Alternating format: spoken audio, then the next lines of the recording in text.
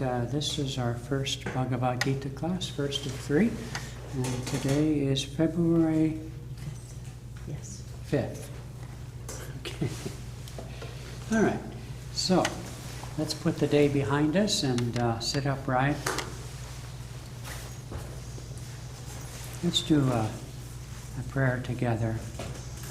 Heavenly Father, Divine Mother, Friend, beloved God, Great Masters of East and West,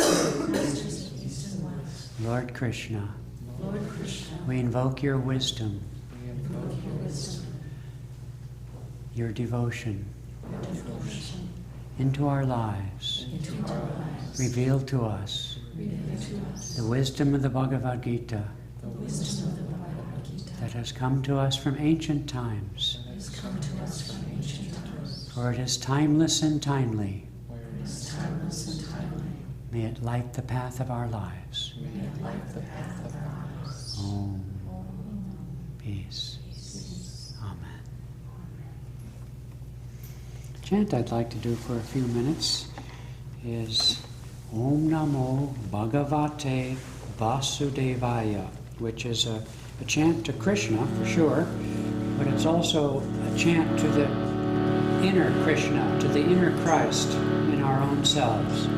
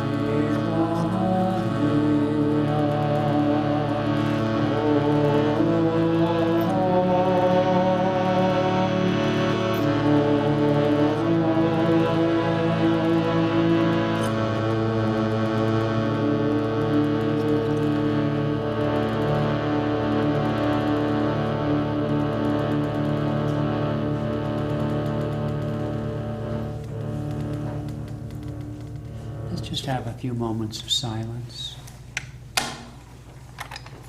Sitting upright, straight but relaxed spine, palms upward on the thighs, chest up and shoulders down. Behind closed eyes, lift your gaze, gazing through the point between the eyebrows, the east of the body, lifting up mine eyes unto the hills from whence cometh the light from the east. In that timeless spot of consciousness in the human body, transporting ourselves 3,000 years before. In the land of India, a fertile land rich with resources, natural and spiritual. Walking along the Ganges, seeking the eternal verities in forest hermitages at the feet of the wise, wandering the Himalaya, the land of the eternal snows.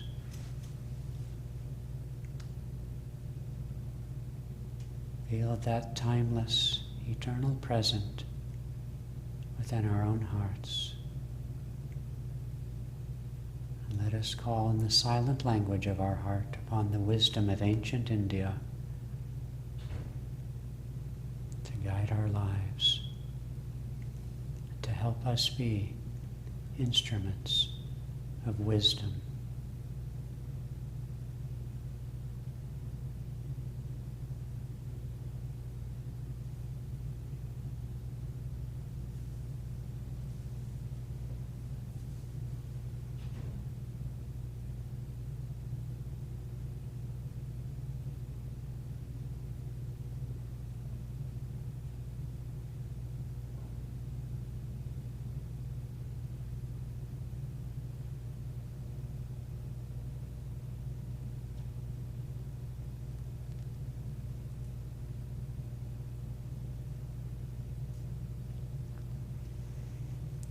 Om Shanti Shanti Shanti.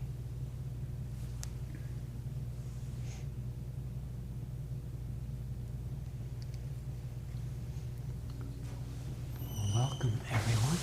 Oh, thank you, Rick. Did I overdo it? Okay. Welcome everyone. Let's take a few minutes to introduce each other and share some hint of what your relationship is to the Bhagavad Gita. Have you read it? Have you studied it? What brought you here? Anything like that you'd like to share would be helpful for one another and for myself. And let's just see. So, do you mind if we start? If you start, rather. Sorry.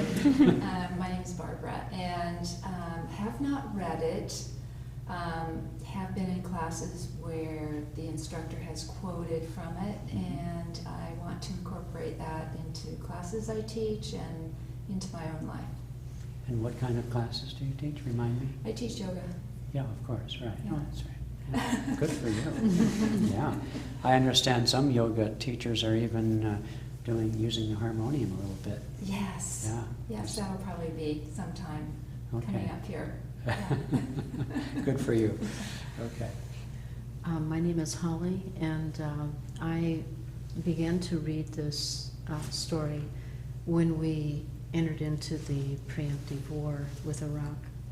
And I was caught up in those early pages of the questioning about why, these are people that are part of me and so forth. And I was pretty much astounded. It was wonderful. It was very comforting to me. Yes. And but I let go of it. I've had other things going on, and it's been many years now. So I just want to pick it up again. Oh, good. Good for you. I like that word, comfort. The Gita is very comforting. Yes. Yeah. My name is Carissa, and I've always liked different mythologies and things like that. And I ended up reading the Ramayana, and I tried to read the Bhagavad Gita, but I think I got a really dry copy or translation. But I've heard of it, and I've heard it quoted before, and Yes. and I've heard the story before, and it's a wonderful story, and I just want to know more. Okay. When you mention the story, do you also include the Mahabharata in that? Because you mentioned the Ramayana. Yeah, I would like to read the whole Mahabharata, but Yeah. it took me a long time to get to the Ramayana, but Yeah. I would like to, yeah. Yeah, exactly. It's the world's longest epic. Mm-hmm. Yeah, lots of good stuff in there. Yeah. My name is Zach, and I've really just started exploring the Bhagavad Gita. And, I didn't want to miss an opportunity in that class where we were focusing on Right. Good. here I am. Okay. I'm Masha, and the essence of the Bhagavad Gita is a book I carry with me everywhere I go because I can't stop reading it. Mm. Every time I open it, I find something new. It seems to have the answers to every question I could possibly pose. Mhm. So just look carefully. So How many, Masha teaches our meditation class here on Monday nights. How many times have you read the essence of the Bhagavad Gita? all the way through 13 times, but then Wow. I pick around, I read my favorite parts. Okay, on their great. own. Well, I'm going to need your help then. I don't think so. You do just fine. My name's Dennis, and I've read part of the book. Okay. He And- sits near me when I'm reading it. Yeah. And I just, I once took a course on it, and maybe I'll get a few more perspectives Okay. this time around. My name is Sherilyn, and my daughter is Carissa, Oh, okay. and she is just extremely well read. Are you purposely not sitting together? No, because she's available. Okay. I can trade. And, We could no, switch you want. I would love to sit with her, but it's so fun. And she's just a complete and total inspiration to me. So Isn't that she wonderful? always will just come up with some powerful statement or meaningful text. And I know she's been reading her whole life, but she is extremely deep and extremely Yeah. intelligent girl. So I'm really honored to be here with her. And she had said, "Do you know there's a class?" And she bought me this book consequently for Wow. Christmas. Well, I have a So- daughter like that too, who's Yes. very wise, to whom I look for counsel. Yeah. So I know exactly what you mean. Yeah, okay then. So she gave me the book for Christmas, and then she said, "Mom, can you believe there is a class on this one?" I said, "Let's go." Okay, well, welcome to both I'm of you. happy to be here. My daughter and I trekked the Himalayas 2 summers ago Mm. on a spiritual pilgrimage. It was pretty darn special. Wow, Yeah. thank you. My name's Sally, and it's all new to me. Okay. I'm just kind of curious, and Great. I have a degree in theology, so I'm Excellent. familiar with other sacred texts. Yes. Not this one, so looking forward to it. Well, I studied for the Catholic priesthood growing up and from a family of a long line of such things, and so maybe we can share a little bit. So, now, come on, move up. Madeline is representing French Canada. Alors, je veux dire bonsoir tout le monde. Yeah, very, very nice. That means hello to everyone, have a good evening. And I'm here, I'm intrigued by the Bhagavad Gita. I read a few, not even a whole chapter here and there in the book, but I just Okay, want to really be maybe immersed okay, good. and see what happens. Madeline has also finished our meditation teacher training here, as Masha, and so on. So, welcome, friends, new and old. Or, yeah, did I say that right? Okay. Well, let's. We have 3 classes, and of course, the Gita is not a long book by the measures of books, but as a deep book, of course, it doesn't read like a novel either. And there are about 700 stanzas. But as I have seen in the training of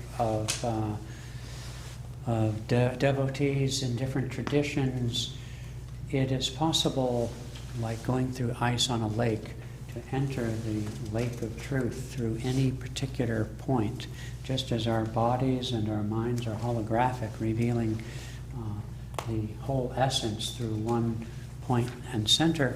So too we'll find that it won't be necessary for us as if to plow through 700 verses. It doesn't really work that way, because the verses are like facets to a diamond.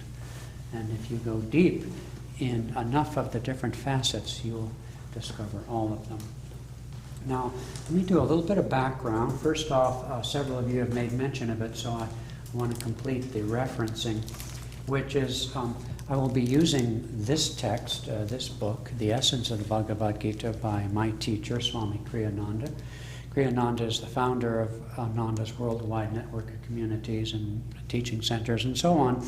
But he lived with Paramahansa Yogananda, who was the first Swami to come and live in America in 1920. And he was with him when Yogananda dictated his commentaries on the Gita. And it was right at the end of his life, and he was just in bliss, literally thrilled by that. And so, on the other hand, though he announced before his passage in 1952 at the Biltmore Hotel in Los Angeles that his commentaries would be in print by the end of that year, it was 45 years later before his own organization did so in 2 volumes that, although perfectly wonderful, are heavily edited and a bit abstruse and scholarly, which some people like, but Kriyananda, who's now 87, about 7 years ago, felt the inspiration, since he was there, to write the volume, the commentaries of Yogananda, which he could bring to his memory. He has an incredible memory, as yogis often do, and wrote then Yogananda's commentaries with that kind of fresh insight and the fresh flow of ideas that hallmarked Yogananda's own dictation, which he would do in a state of samadhi. He'd close his eyes and he would start expounding on the Gita. So this is a fresh offering. There are, of course, hundreds, literally hundreds of translations and commentaries on the Bhagavad Gita.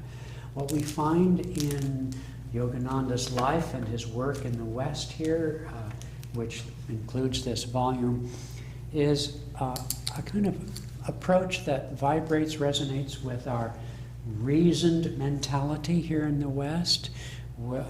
Just as the Bible has become increasingly abstruse to people with its parables and its strange stories, that some of which don't resonate very well with us, though the Gita is crystal clear by comparison with other forms of scriptures, including much of the Bible, nonetheless, its deeper meaning, which lay in the practice of yoga, meaning the anatomy of the astral body, the contribution of yoga science, and I don't mean physical yoga, although that's a prelude to what I'm speaking of in meditation. The contribution to it is the revelation of the movement of grace, the movement of prana, the movement of divine consciousness, both in producing the physical body, the highest manifestation of consciousness, at least on this planet that we know of, and also how to retrace those steps of that inflowing grace and divinity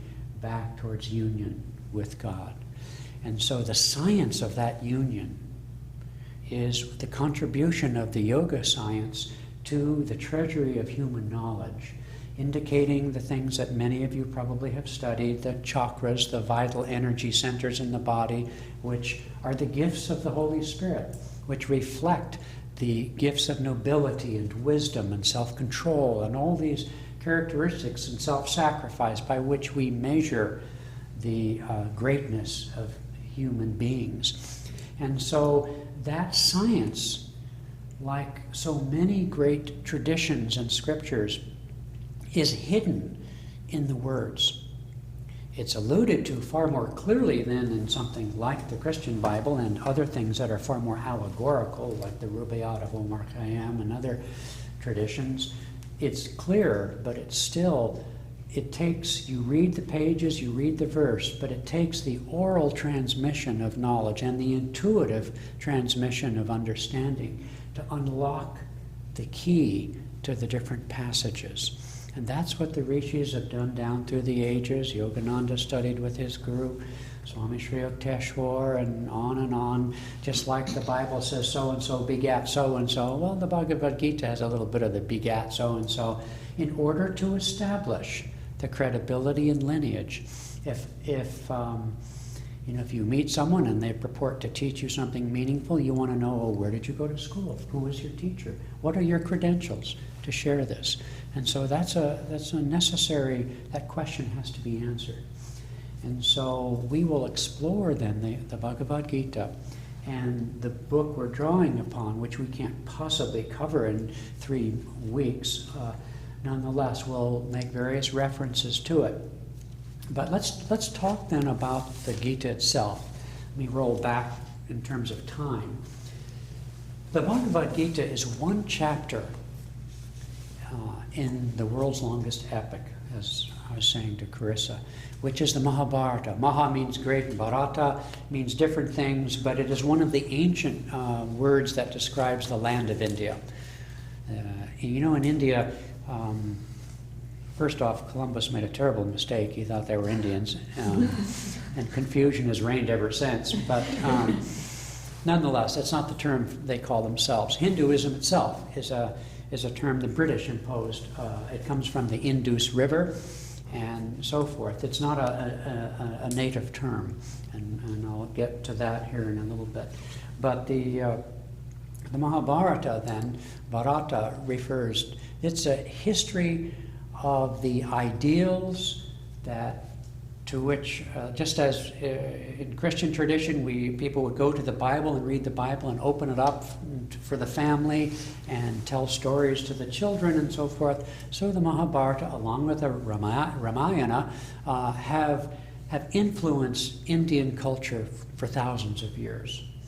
Now, whereas the Ramayana, since some of you are familiar with it, is more inclined towards the culture of the family, the culture of governance and so forth, whereas the Mahabharata, and especially the Gita, one chapter out of this great epic, is much more focused on this inward spiritual journey. But nonetheless, the Mahabharata, which is uses the conflict between two clans, two royal clans of cousins.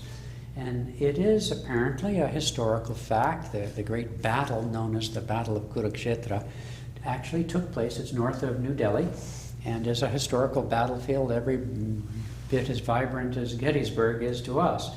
So there was something there, but as Scripture, Scripture very often intermixes and causes problems in that. We see the problems in our Christian Bible, but intermixes fact with fiction, so to speak, history.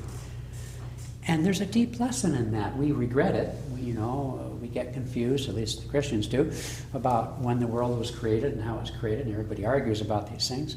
But there is a deeper meaning to that interweaving, because divinity resides in history. Divinity resides in all things. And as Napoleon once said of history, a lie agreed upon, what is history except what we perceive of it? History is like dreams. They have no reality here and now. And yet we look to history for lessons, and that's perfectly fine. What I'm saying is all of life is allegorical. The conflicts and the things that we, our health issues, our relationship issues, all the money issues, all that kind of stuff is ultimately to our souls allegorical. So it's not a regrettable fact. It's the reality. We live in a world of dreams. Dreams, by that I mean, whether we get up on the left or the right side of bed determines how the world appears to us. You see, it's all an inside job. And so this wonderful aspect of Scripture, which too many people with our rational, scholarly minds regret about, again, our Christian Bible, that's what we're most familiar with, needs to be understood as an inside job. It's there to teach us something. Whatever history it purports to give us is, well, frankly, not that relevant to my daily life. But it can tell me something about myself. And so this battle, this great conflict, these warring parties in the northern plains of India take place in it's the highest point of its spirituality, or a spiritual message, timeless spiritual message, occurs in one single chapter. It's just really quite amazing. In that chapter, then, we have the two armies arrayed, one side to the other. And in this chapter, Lord Krishna, with his disciple Arjuna, Prince Arjuna, both were princes. Quite interesting, rather, that these saints, these rishis, were royal personages of presumably wealth and power, and yet they were also what's known as Kshatriyas, or warriors. And they entered what they called a just war to protect the lineage, the royal lineage that they represented. I'll come back to that. But in any case, so Arjuna, the disciple, the warrior, asks Krishna, who agreed previous to the war to be Arjuna's charioteer, and Krishna is Arjuna's guru, his spiritual teacher. And he asked Krishna to drive the horses, the chariot, out between the two armies, because he, Arjuna, wanted to survey who he was up against. Well, he frankly knew quite well who he was up against. He was up against his own cousins, known as the Kaurava clan, the so-called bad guys. And they, of course, were the good guys. And so this dialogue that is the entire 700 verses of the Gita takes place as if they sat between the two armies, surveyed the different, generals or whatever, warriors and so on, and then entered into a dialogue. It's very sweet, it's very powerful, and in this dialogue, Arjuna, representing each and every one of us as souls, asks the questions of God in the form of the Guru, in the form of the preceptor. This is really an inner dialogue between one's soul and spirit. India treasures this very intimate, you see it in the chants very often, the bhajans, if you enjoy them. They're very intimate. You call the name of God. It's sometimes in some of the chants we even chastise Divine Mother. Divine Mother is more often than not the preferred, whereas Jesus approached God through the Heavenly Father. The East very often inclines towards seeing God as Mother. The mother is closer to the child and a little easier sometimes than the father. If, like my father, if I was in trouble, my mother would say, "Just wait till your father comes home." And of course, the rest is history, because he did come home, and then he got the soap, because I said a bad word. But anyway, I recovered. And so, in any case, there's an intimacy to this dialogue, which is very charming and refreshing. It's more like what you feel when you read the New Testament and you see the conversations between Jesus and his disciples. Not even so much his speeches, but when he's talking to there's an intimacy to it, a very closeness. Okay. Another aspect to this is that the Bhagavad Gita has that universality. And there are very few references, very few references to anything that would be recognizably associated with what we would call Hinduism. It predates really much of what we do call Hinduism today. Many of us think of Christianity as having in some ways fallen on hard times down through the ages and become sectarian and fighting and so forth. And most of us don't know much about India, but quite honestly, they have the same complaints there. India reached a bit of a low point in the purity of its message and its practice in Hinduism during the British Raj, and before that had become very sort of polluted. And the English settlers, conquerors, not reflecting, turn the other cheek of their guru, noted that kind of thing during that time. And thus, during the British Raj, a movement began which ultimately culminated in their fight for independence in a purifying process by which including the caste system that they're still fighting against. But during the 19th and 20th centuries, much work was done to bring Hinduism back to its original roots. But I'll return a little bit to that when we get into the precepts of the Gita. For now, I just want to say then that you won't find any distinguishing characteristics worth noting. We love the Gita universally because of its sort of cosmic, universal, and personal elements that are devoid of the trappings of so-called religion.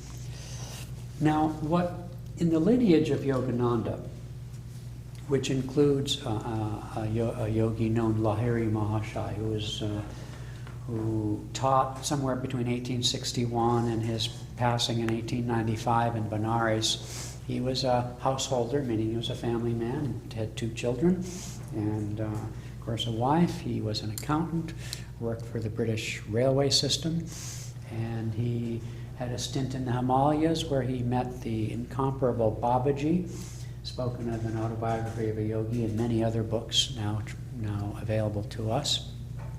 And he was initiated into Kriya Yoga and commissioned by Babaji to bring the science of Kriya out into the world and to begin that process. And he would, the ancient injunctions against giving the sacred keys of the inner path of meditation to householders was lifted. It used to be reserved for monastics, just as we found in Christian teachings, where only monks or nuns sequestered would be taught and would give the secret knowledge of meditation and so forth. So too the same in India, and that injunction was lifted in 1861.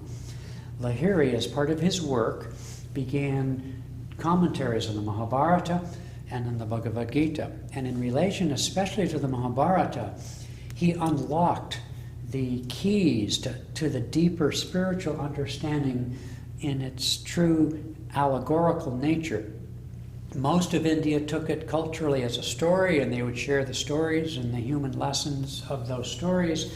But Lahiri showed that if you analyze the Sanskrit terms of the warriors, you would get the key to various human attributes and qualities, both positive and negative.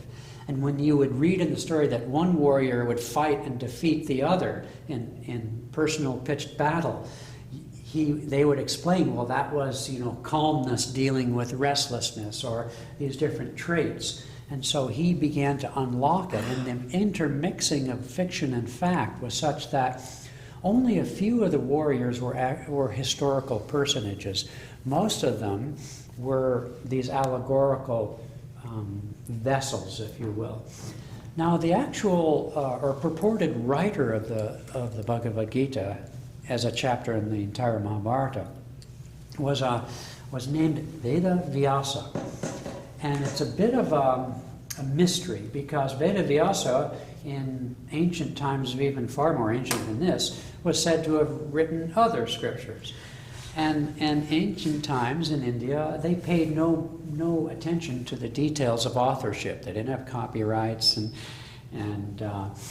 so who really penned it, nobody knows. But I had the privilege of meditating in a cave high in the Himalayas, where Veda Vyasa was said to have dictated the Mahabharata, and all I can say was a really powerful experience.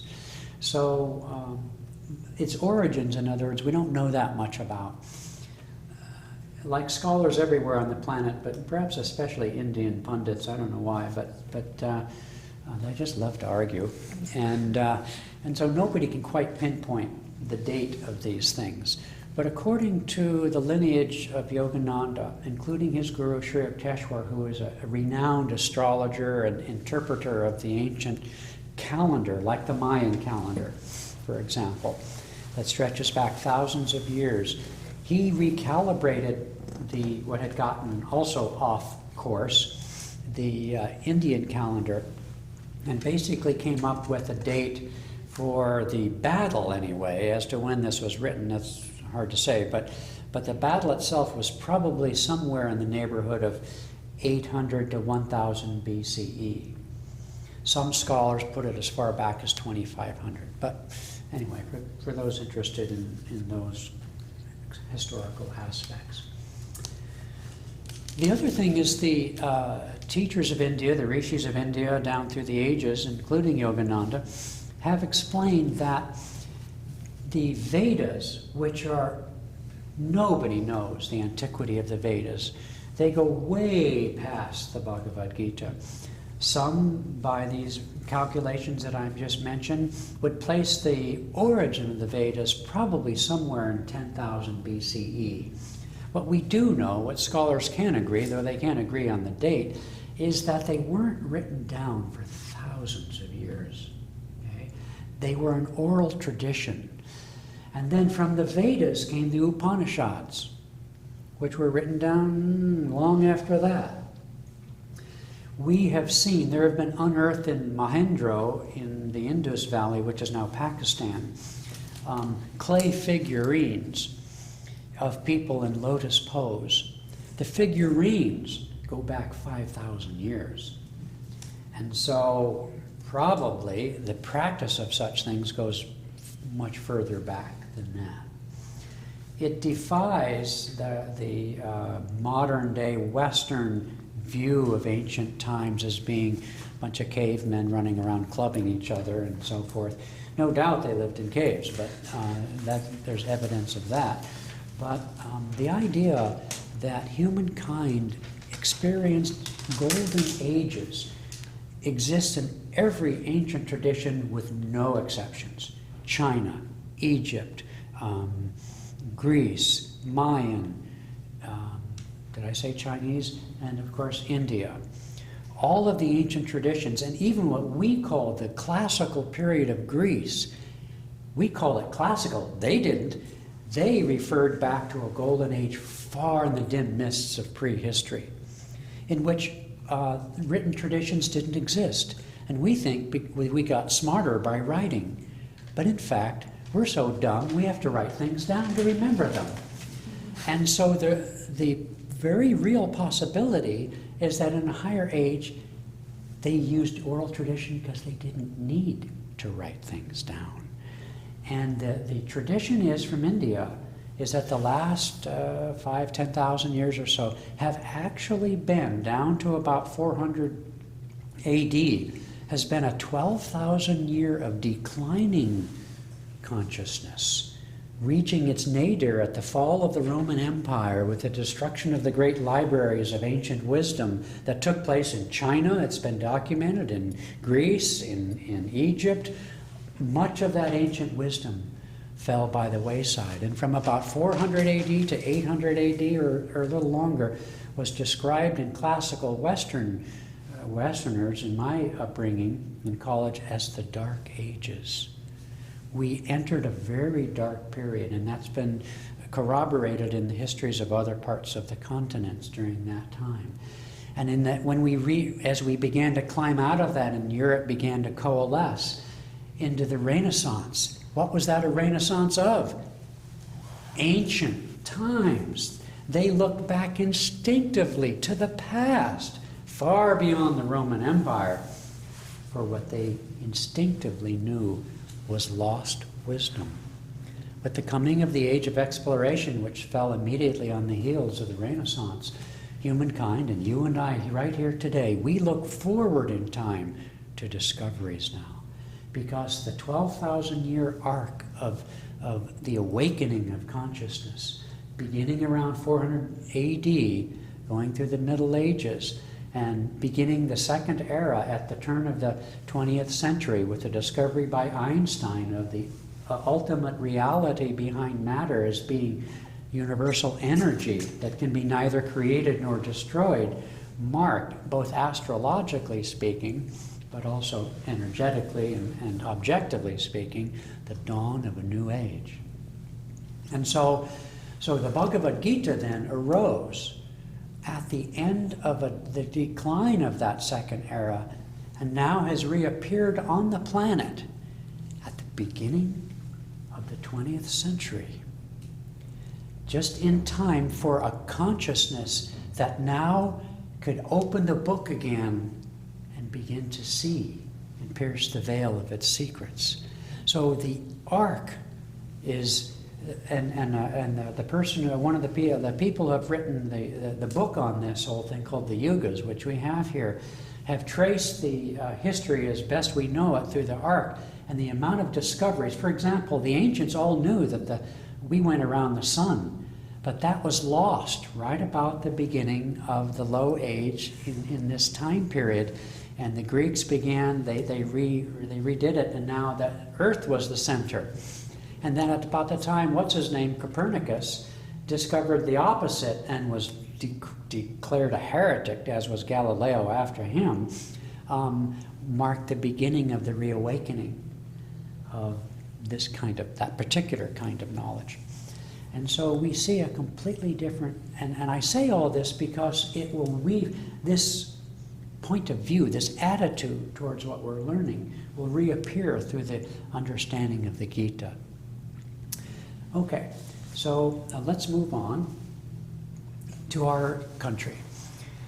The first translations of the Vedas, Upanishads, and the Gita arrived in Boston, Massachusetts, the site of freedom of the American Revolution, right after the American Revolution, when some of the English translations first went to Britain, from the East India Company, which was the predecessor to Britain's rule of India, and first reached Boston, Massachusetts around 1810 to 1820, when Emerson was still in college at Harvard. He read the Bhagavad Gita. And those who have studied Emerson's life and that of Thoreau, his disciple and student, and also Walt Whitman, I just picked out this one quote. This is a book called The American Veda. We have it here. I've met the author. He's been a guest in our home. A wonderful man who has traced the movement of consciousness from India to America. And it's just, if you're into historical things, it's quite a fascinating book of the different lineages that have come to America from India and so forth. Vivekananda in 1893, Swami Yogananda in 1920, and Swami Ramtirtha and all these other ones. It's quite fascinating how Mary Eddy Baker, founder of Church of Religious Science? Anyway, I get them all mixed up. Unity, the founder of Unity, Richard Wilson and his wife, Mary Eddy Baker, even Bill Wilson, founder of AA, how there was in the 1890s a renaissance of metaphysical teachings. And then it came back again in 1920, as when Yogananda came. It came again in the 1960s when people like myself came upon it and immediately went off to India like the Beatles did. And so Emerson was the one who sowed the seeds. And he had this was one quote from Emerson I wanted to share. It was the first of books, referring to the Bhagavad Gita.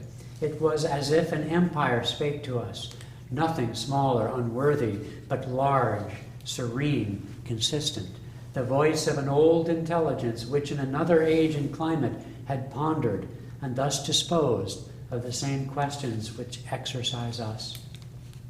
And in his famous essay, The Oversoul, essentially conveys the message of the Vedas, which is all creation is a manifestation of the Oversoul, of the infinite spirit.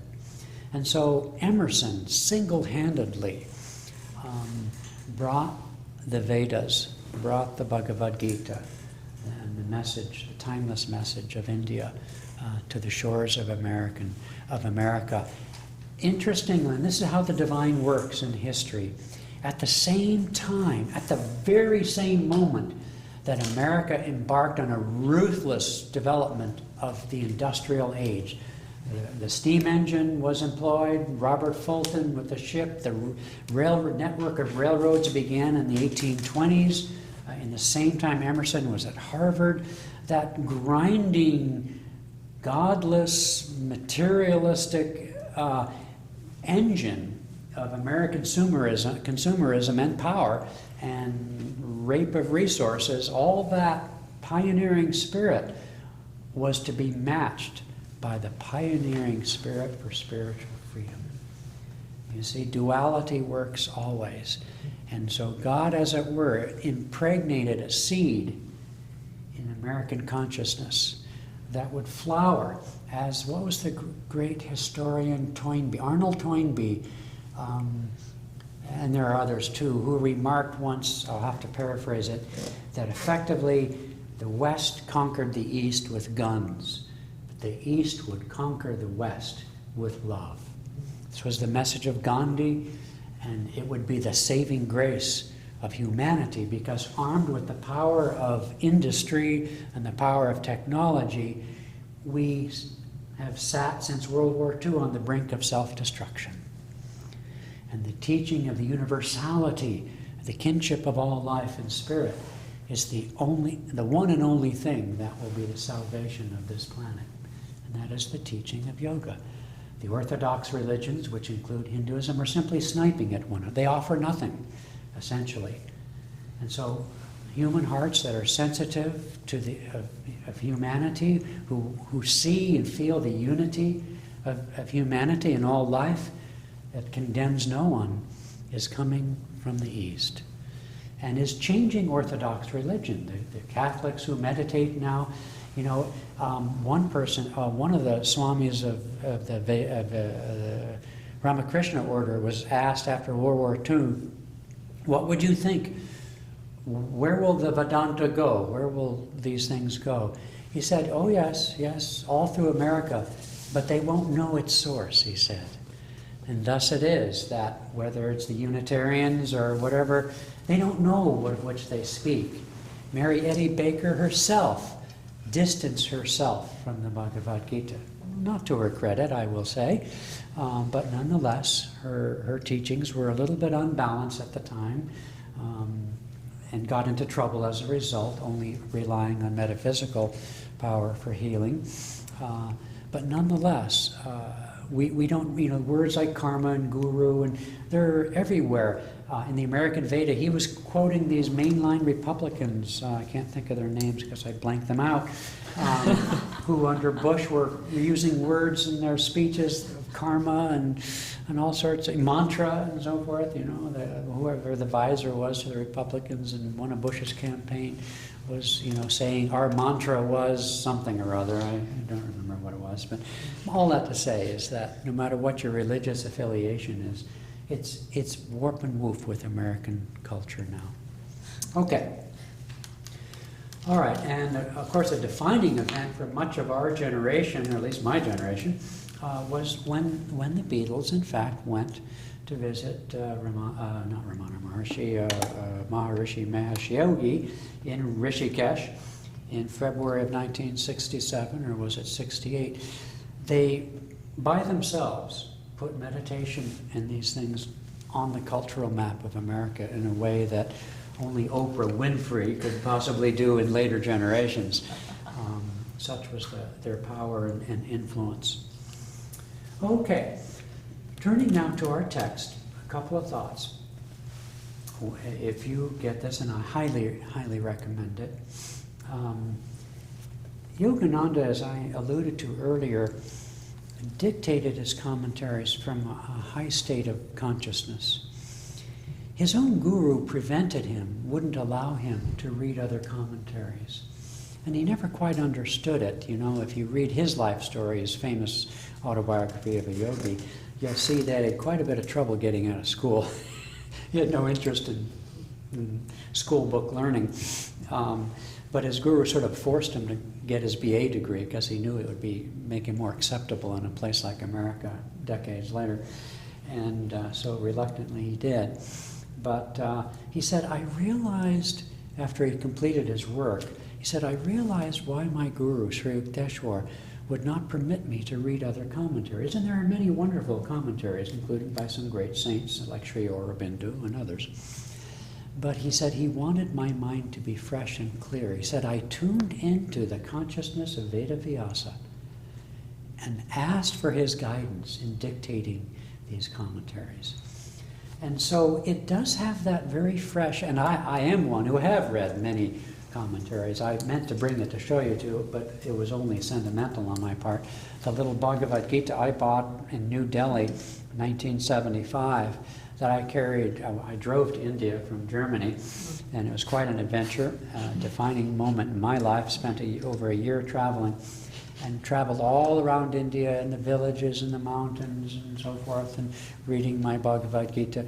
Not totally sure what I was reading, but its power is just so gripping and so, both personal and cosmic, interestingly enough, that, Question. yes. Did Lahiri Mahashaya leave any writings on it? You said that he first reinterpreted it. Yes, that's a good question. Lahiri, like Jesus, never wrote a thing. I mean, he wrote letters, but instead he commissioned some of his disciples to write his commentaries. And he said, I will guide your thoughts. And this is a prominent aspect of the Indian tradition, the yogic tradition.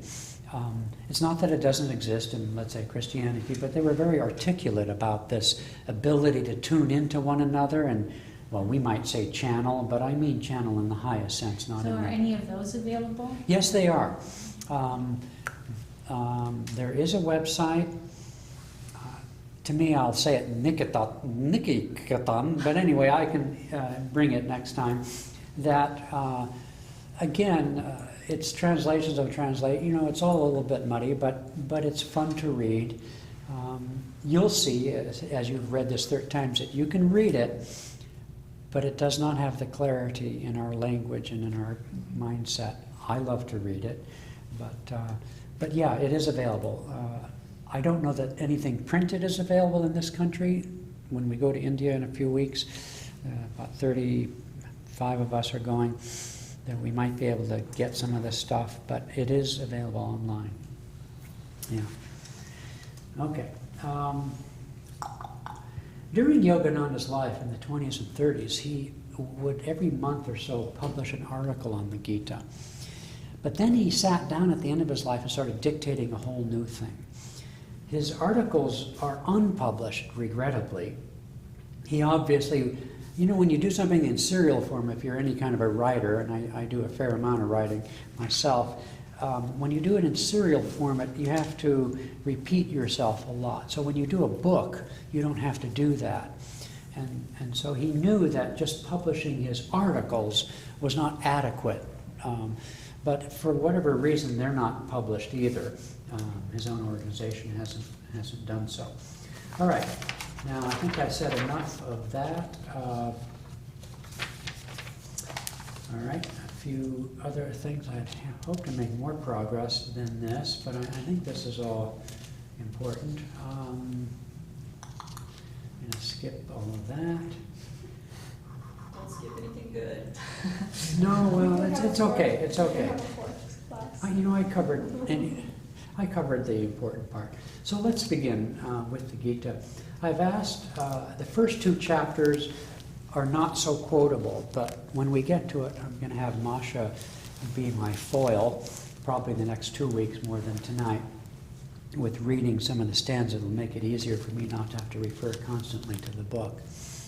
But in chapter 1 of the Bhagavad Gita, many of readers of chapter 1 kind of see it as a toss-off, because it's like the Bible, where so-and-so begat so-and-so after a few sentences. I can't get the idea, and you turn the page. And that is also true of the Gita, because it's an enumeration of the names of all the warriors on the two sides. So for you and I, it's like, okay, great, what's next? But Lahiri, as I mentioned earlier, and there's a little bit of that here, the names of the warriors are more important for those who study the Mahabharata. The names of the warriors don't figure as prominently in the dialogue between Krishna and Arjuna. So that's another reason we don't, and why Swami Kriyananda in the beginning of this book didn't even bother to quote the verses particularly. But then later, when there was a call went out to him to, because his translation of the verses is so expansively crystal clear that he did go back to that first chapter and then published, which if for any reason you're reluctant to buy the full volume, for which you should be chastised, but anyway, if you would like, you can get just the Gita itself, okay? So why am I saying that? Oh, so in the first chapter, then we're not going to quote so much. It's the enumeration of the warriors, and so likewise myself. But in the very first verse, what's happening on the battle, this is a very long-running battle, but on the first day of the battle, separate and apart and at a distance from the battle, one of the characters called Sanjaya, whose name effectively means introspection, reports to the blind king, who is the father of the bad guys. Okay? His name is Dhritarashtra. The names are so unpronounceable as to be torture. But anyway, so the blind king who sired the bad guys, he can't fight because he's blind. And so he's off in a tent somewhere, and one of his ministers' name is Sanjaya. And so he asks Sanjaya, what did they today on the battlefield? And so Yogananda says that in the midst of a battle of our daily life, it's very difficult to be introspective. In fact, it's all but impossible. If you have to wield the sword, meaning you have to make phone calls and drive and do things, interact with people, sometimes it gets pretty tense. It's very difficult to be all that mindful, or what to mention, introspective. And so at the end of the battle of the day, each of us should go home, and before we go to sleep, introspect like Sanjaya and reflect, how did I do today? Did I get irritated? Was I not, if we practice the presence, as I hope we all do, how often did I lose that mindfulness? Did I say something unkind, unwise? Did I gossip at the water cooler, so to speak? And so forth.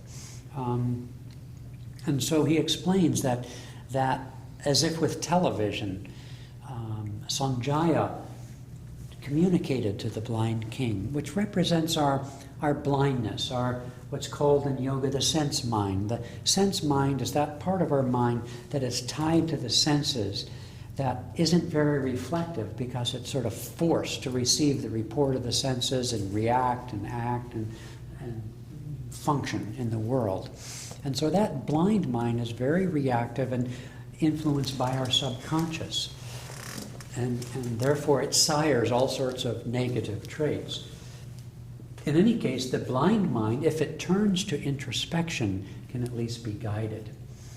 And so it is that the Bhagavad Gita turns immediately in the very first verse to introspection, to meditation, to the introspective, reflective mind, the buddhi it's called, as the source of knowledge. It is the buddhi mind that is talking in this dialogue. It's the buddhi mind that can reflect to us the wisdom that is our wisdom mind within us. But it must be asked, it must be accessed, and that can only be done in quiet, in inner silence, and essentially in meditation.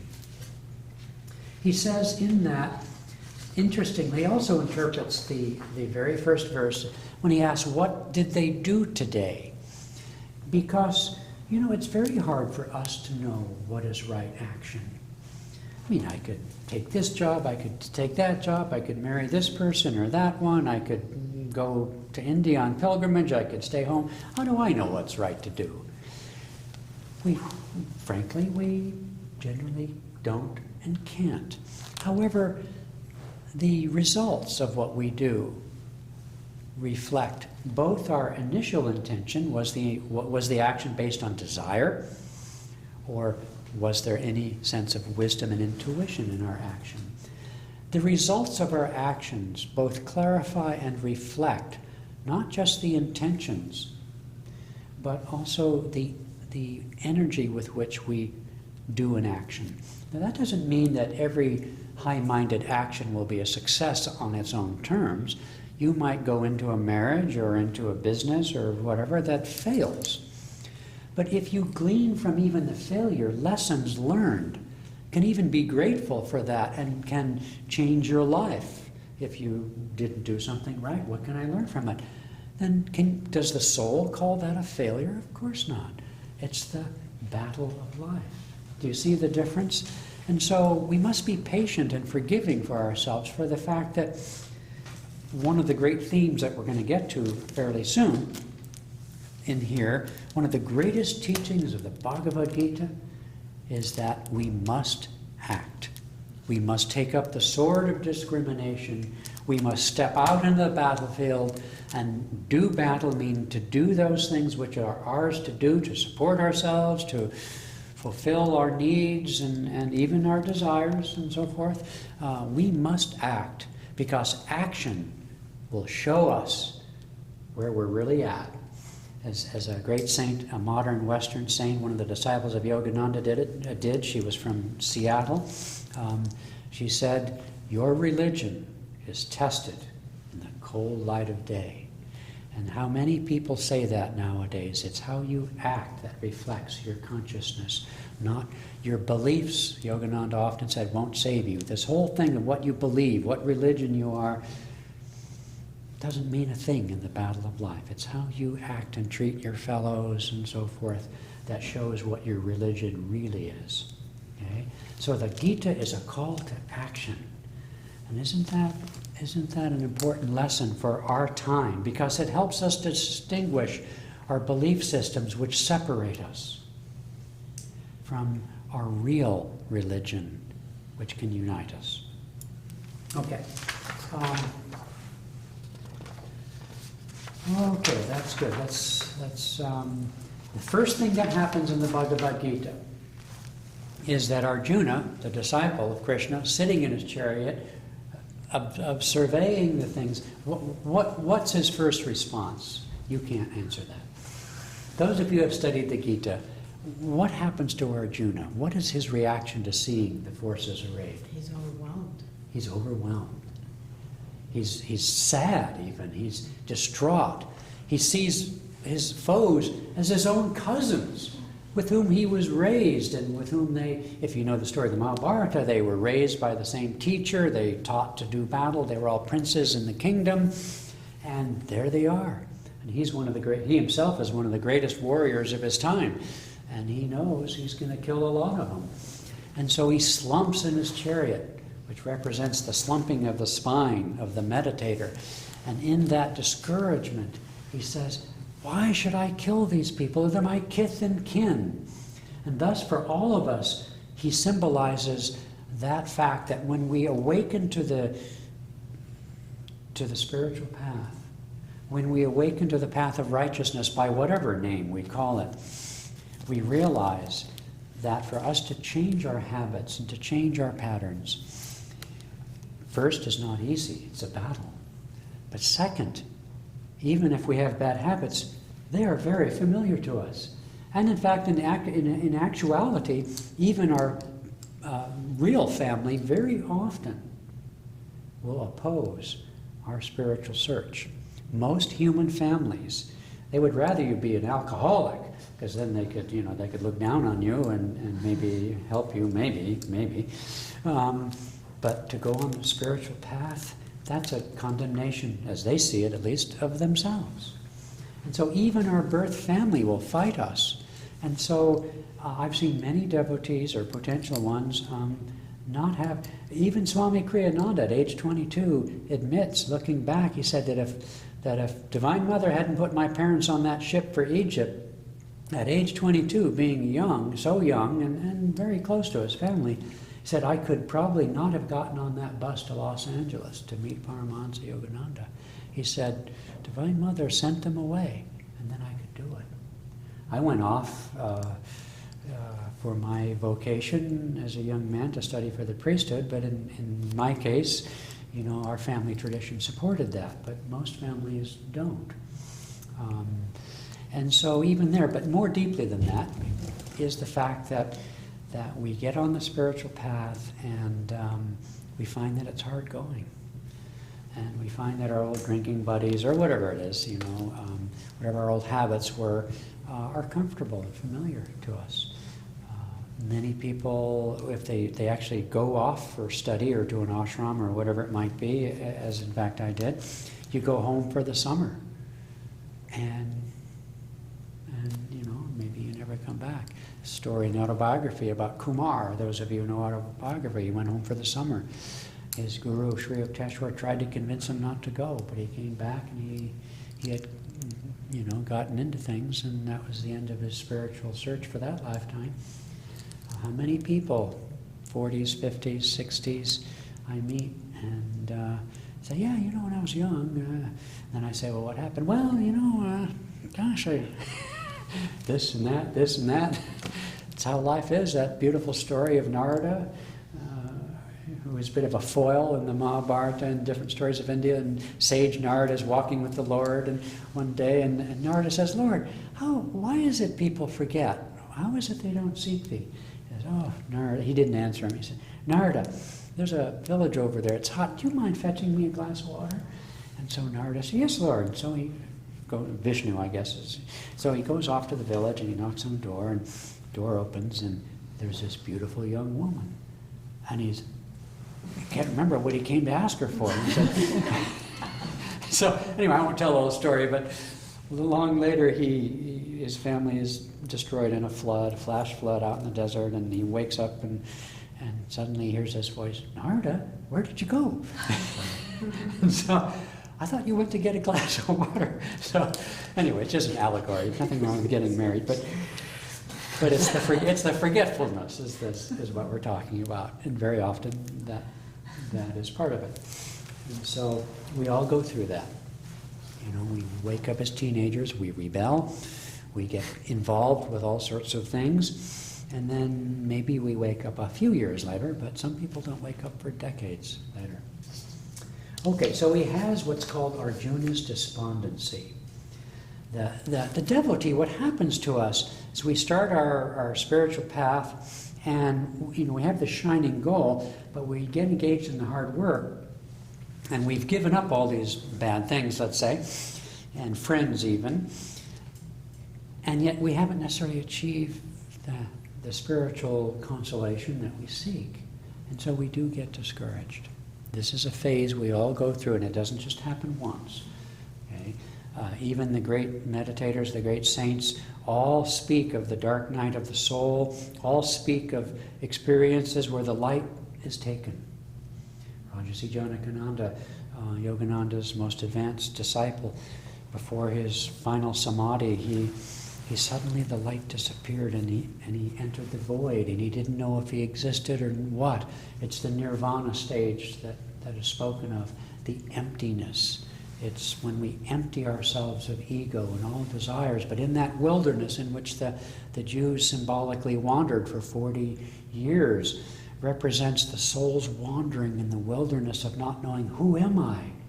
I've given up all this. Where am I going? And so we wander disconsolate. And that's what happens behind closed eyes. When the thoughts finally settle down, we can suddenly not know where we are, and we can even become frightened for a time.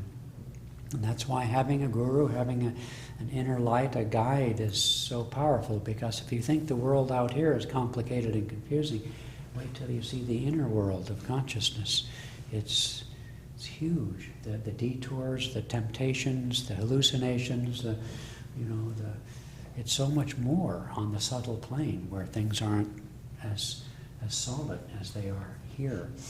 The delusions of thinking you're Jesus Christ, and I've met people like that. The traps for the spiritually unwary are far more multitudinous than the simple desires that for sense fulfillment and name and fame that inhabit the ghosts of most people who are otherwise unaware. So, okay, sometimes I get off on tangents, just bark or something. Okay, so, yes, so Krishna, in his very comforting way, I just love how he speaks to him. Can you look at page 50, I don't know what page you have, stanzas 212 through 229? I have the same edition you have, I think. So yeah, I don't know what, I treasure my hardbound edition that Swami signed. yeah, I've got the hardbound. Yeah. 2-12. Yep, I got it right there. I have it marked. It's one of my Perfect. favorite passages. Could you just read 12 for me? 212? Yeah. Okay. Nor are we here in this world for the first time. I, you, these royal ones whose possible death you lament. None of these has not lived here before, nor shall any of them ever cease to be. Yes. So in this part, they're out in the chariot, and so Arjuna, despondent about the possible killing of his relatives, Krishna embarks on a little sort of a speech, maybe you'd call it, of consolation, but he approaches it from different angles. And one of the angles, the first one mentioned there, is that is the very Vedantic angle, appropriate to India at least, with its teaching of reincarnation, saying that you may kill these people, their bodies, but nothing dies. They will reincarnate. They have always been. The soul was created since eternity. When Jesus said, before Abraham was, I am, he wasn't boasting about himself. He was speaking, Yogananda says, of all of us. Oh, we are eternal, and we have come from eternity, uniquely stamped with a soul uniqueness. And so before Abraham was, I am. And the Old Testament says, be still and know that I am God.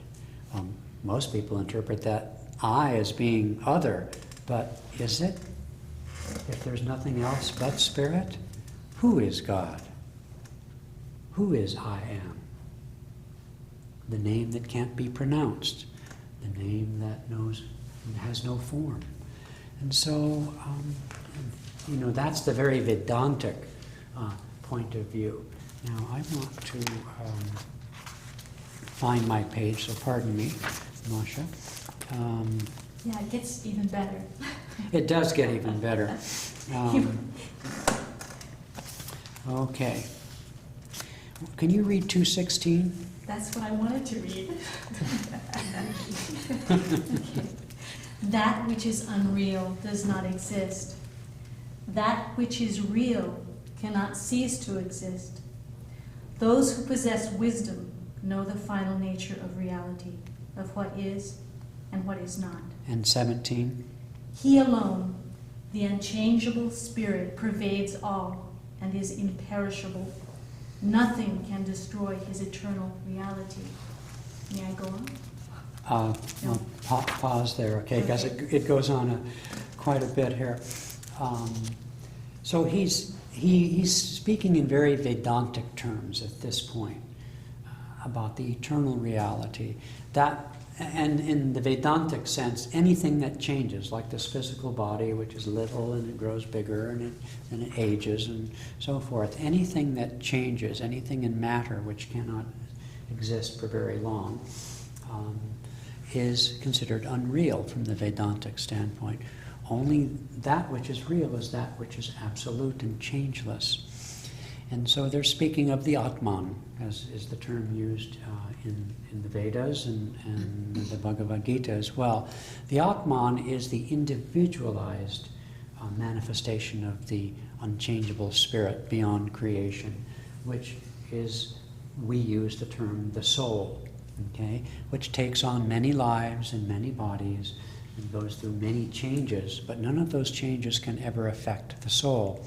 It's on that basis that people in metaphysics will speak of, I chose my parents, for example. Now, I don't remember choosing mine, but my soul does.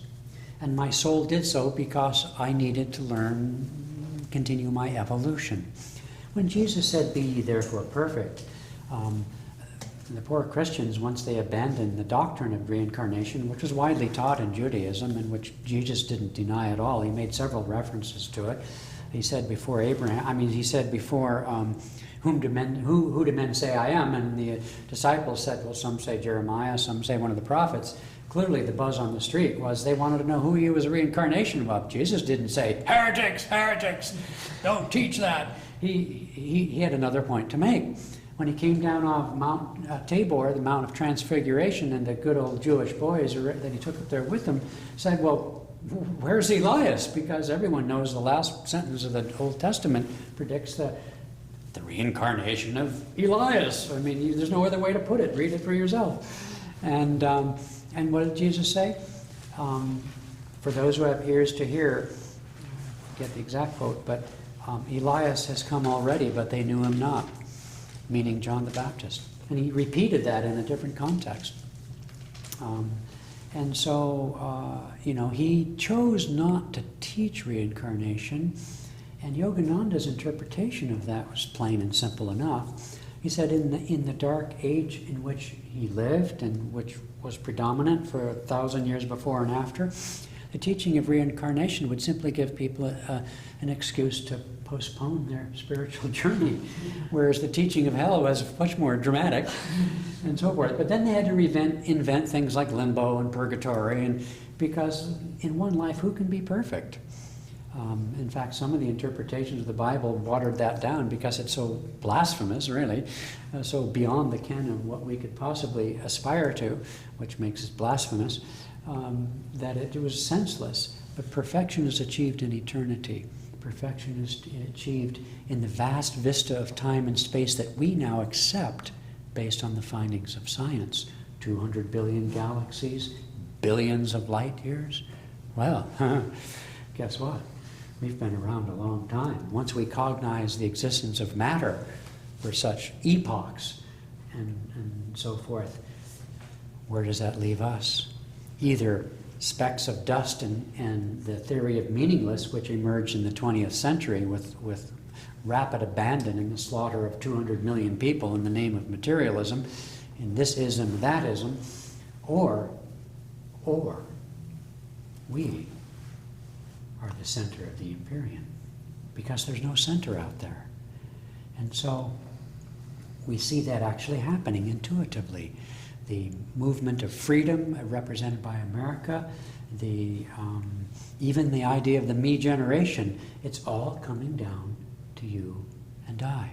Governments are crumbling, the economies of institutions and religion have a bitter fate that await them. The internet itself says, no one's going to save you, it's up to you. And so will be reborn communities. Ananda is a network of residential communities, but whether they're virtual or actual, we will rebuild this world, one person at a time. Gandhi said, be the change that you seek, because no government's going to save us, no legislation is going to bail us out. They're broke already, and we ain't seen nothing yet. Those who inherit this kingdom of ours that we've left to you all will have a great work to do. And that which is coming, which will purify the earth and not destroy it, but is needed because we're not smart enough to change on our own, to adopt a sustainable lifestyle and harmony of religion and resource. It will take, the kinds of things of pralaya, dissolution will be required to purify the earth of the consciousness of the age out of which we've come. Gandhi and King both said that people in power will not relinquish their power willingly. It has to come, not necessarily through violence, although that in fact is happening, but for those of us of a higher consciousness, it will come through the change of consciousness on the planet. So, again, I got off on a tangent. Nonetheless, so he's speaking of the Vedantic part, but he even goes on to say and this is what's so sweet about the Gita, because it's so practical. A true scripture must address us on every level of our consciousness. And at the end of this great, discourse, he says to Arjuna, Arjuna, you are a warrior. And even according to the rights, writs, and duties of a warrior whose a kingdom has been stolen by your cousins, even in the historical battle, you must fight. This is a just and righteous war. Take up your sword or your bow. Yogananda said such things in his lifetime, for example, that World War II was a just war. It was to help bring down the age of colonialism. And in fact, World War II destroyed the British Empire. And Churchill, God bless him, had to oversee it, though he fought it tooth and nail, the freedom of India, in other words, specifically, which was the crown jewel of the British Raj. And so to destroy colonialism, at least to begin the process, it was after World War II that all the European nations, one by one, had to let go of their lands in Africa and Asia and so forth. It was to bring the pride of the West down and so on. And so even in the war, that was necessary. So Okay, I've got to keep my eye on the clock. I want to see where I'm at. Okay, the other part of chapter 2 is this great teaching of Nishkama Karma. And this is a hard teaching, and yet life is hard. I mean, hard because Krishna says you must act without desire for the fruits of action. And so, in other words, when he finishes his discourse and urges Arjuna to get up out of the chariot and stand up straight, be a man, so to speak, and fight the war, then Arjuna naturally says, well, okay, how? How exactly do I fight this war? Okay, let me see where we are. It's chapter 11 in the book, Krishna's Consolation. It's chapter 2 in the. Let's turn to page. Is your pagination the same? Page 77. Yes. Okay, let's turn to 2-40, verse 40. Which is on what page? 77. Let's see where we are. So I'm not going to be able to do it all. Okay. Okay, so Arjuna is asking, what is right action and what are the consequences? So what does Krishna say in verse 40 of chapter 2? In this path of yoga action, there is no danger of unfinished business, nor are there latent within it the opposite, canceling effects of duality.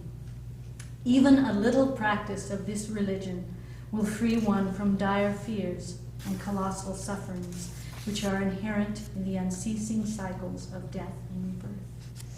And so what Krishna is saying is that when we act without desire, personal desire, motivation for the fruits, the consequences of action, if we act in accordance with our duty in life, that which is right and true for us to do, and do so as an act of freedom, of self-offering, then there are no canceling karmic opposite effects. The way we can see this is if we think of the world, as scientists tell us, which is based on the principle of duality, on the principle, rather of polarity. All molecules, atoms, everything in nature has a positive pole, a negative pole, and a neutral pole. Okay? And so if we act out of desire, we're either acting or reacting from a positive or negative place. When we act from the neutral place of dharma, of that which is right for us, then there is no opposite to right action. It simply brings us closer and closer to the midpoint of stillness, the midpoint of non-karmic action. Because that's a fair question for those who, in the East, in India and so on especially, where they speak of the principle of duality. It is a fair question in the context of India and the Bhagavad Gita in this dialogue. That is to say, a Christian would never think to ask such a question, particularly. But in this culture, you ask, well, action has an opposite. So where does that take me? I remember when I first came to these teachings, Eastern teachings, through the doorway of more Buddhistic teachings, I wondered about this constant repetition of the theme of joy or bliss. And it didn't make sense to me because I was suspicious of the idea of joy or bliss, because in my limited knowledge and training at the time, it connoted to me that, well, that's just another emotion. And therefore I'd have to balance that out. So it took me a while to understand that that came from the center point of my nature as a soul. That the nature of ultimate reality, transcendent reality, was the joy of perfection, the joy of the soul, the bliss of God. It took a long time to kind of get there for me, I was kind of slow. But that's where Arjuna's question is coming from. And so he's saying that right action doesn't generate a karmic opposite. It might cancel a karmic opposite. For example, if your dharma is to have a certain career or profession, It might be, and it doesn't necessarily this, so don't go off the deep end on me, but it might be that you, let's say if you need to be a doctor, or a nurse, or a healer of some sort, that you have some kind of karma that by helping others to heal, you might pay off the karma of doing the opposite, maybe. Again, there's no point in dwelling on such things, but I'm just saying that right action will certainly have some effect on working out karma. We can't always see what that is, and it's not always useful to see such things. In fact, people sometimes ask, well, if there's reincarnation, why don't I remember? Well, my response to that is, do you remember what you did yesterday? No. But quite apart from that lapse of the mind, incapacity of the mind, is the simple fact that if we did, without a certain level of consciousness, it would be such a bummer, it would be such a discouragement, because we always think, I don't know why we're so perverse, but just as we call ourselves sinners, we always think of all the bad things we do. We rarely take credit for anything good. And so if we were to, as Sri Yukteswar put it, the past lives of all men are dark with shame. Why focus on the past? What you do now will determine the future. So take right action now. We've all been everything, why worry about it? It's not that important. What we carry with us, however, are the seeds of those actions, which are why we have certain likes and dislikes, why we might want to become a nurse or a doctor or a yoga teacher or whatever. And that's all that counts to us.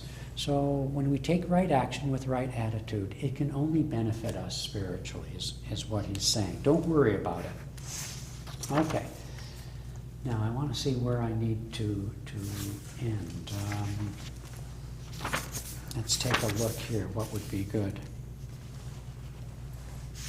He makes an interesting point here on 2.43. Would you mind reading that?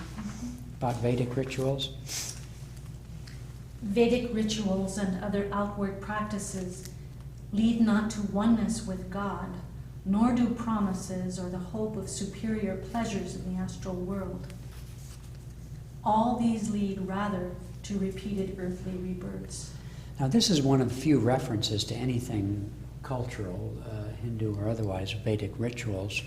So Kriyananda inserted the parenthetical or other outward practices. But this is an interesting statement, because action, or karma, is not necessarily freeing according to the intent. And so when we do a ritual, like go to Mass if you're a Catholic, or do a fire ceremony if you're a Hindu, or even charitable actions like good works, feeding the poor, or do you feed the poor? Yeah, right. Or whatever. That is a good thing. Yeah. Any of these good works, which are all good to do, won't necessarily free us to the extent of the sense of doership. If it is I that am feeding the hungry or healing the sick, then the principle of the I makes the action tied to I. And so it rebounds upon us. Yes, it's good to feed the poor. You get good karma, but it's still karma. That which is freeing is that karma performed without thought of self. Nishkam. Nish means no, karma means karma. Without karmic reactions. Nishkaram karma. And so that which is done dutifully, happily, creatively, enthusiastically, yes, but without the sense of doership as an instrument of righteous action, an instrument of a higher power, is that which frees us. So God doesn't care whether you're a chimney sweep or whatever you do isn't all that important. It's not the what, as Swami Kriyananda puts it so perfectly, it's the how.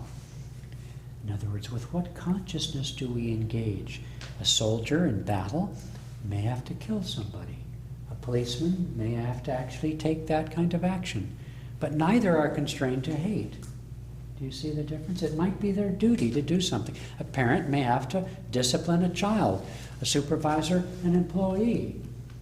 But do they have to dislike them if it's the right thing to do?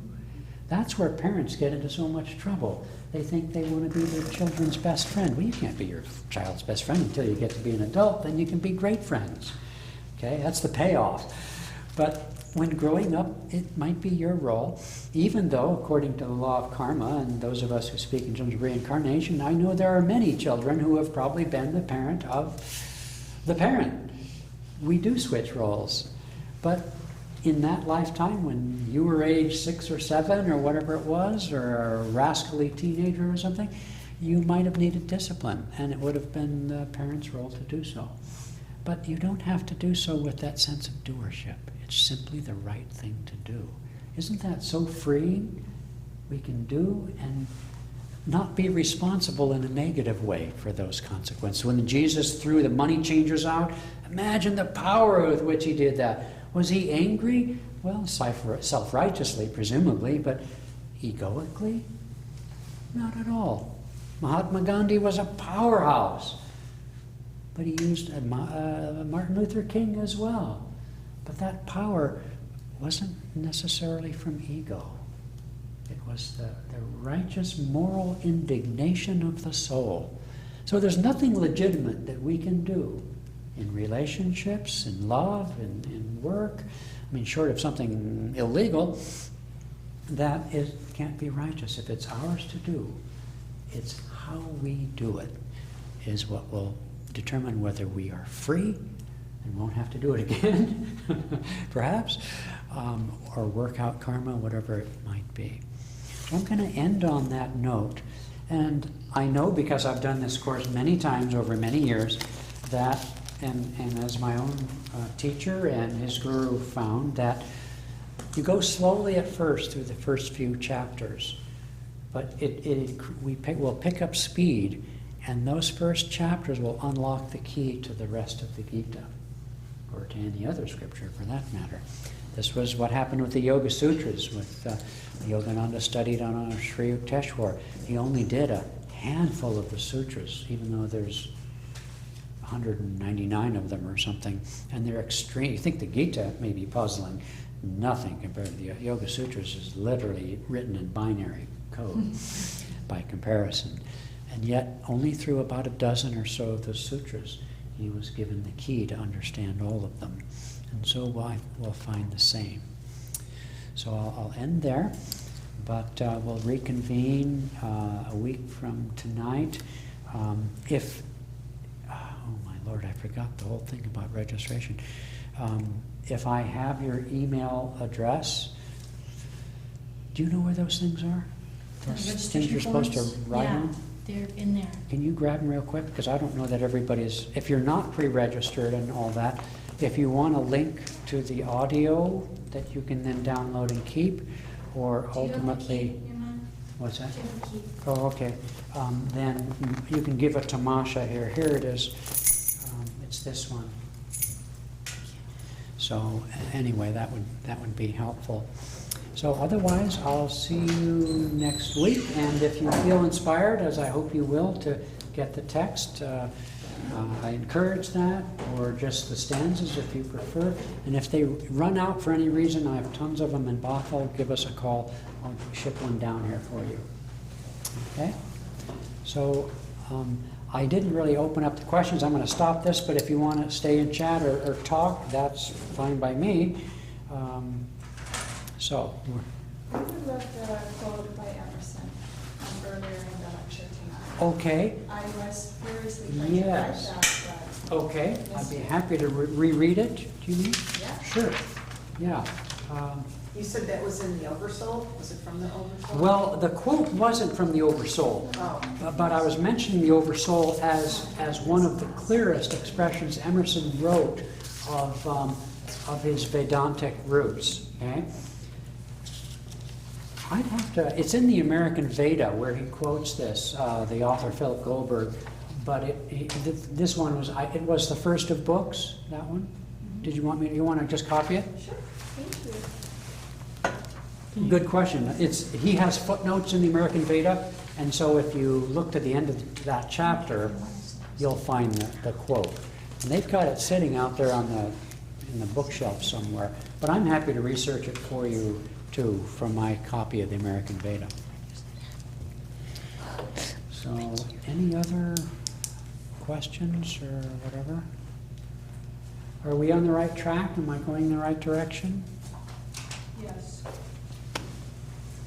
I'm enjoying it. Okay. Okay. I'm waiting to hear anything about a woman, but I guess I'll just cast that out the window. You're waiting to hear what? Anything about a woman at some point, but I A mean, woman? that's probably What do you mean, a woman? any woman. I mean, everything's male. Oh, That's I what we see. talked about, which is, I can't help but be slightly frustrated by that. I see, I see. Well, in their sense, in their consciousness, they don't have a gender consciousness to these teachings. So I don't know why Jesus was a guy or so many. That's a deep. Oh, I'm not saying that's partial to. Oh, I see. this, But, Right. but one of the things I always come back to is the first person that Jesus told that he was Son of God was to the woman at the well. And Yes. the Samaritan woman. So, Right. I mean, Right. there's little snippets, but. Yeah, there are little snippets. Yeah. Hard to know if it's cultural or what. Oh, absolutely. Yeah. Yeah. Good question.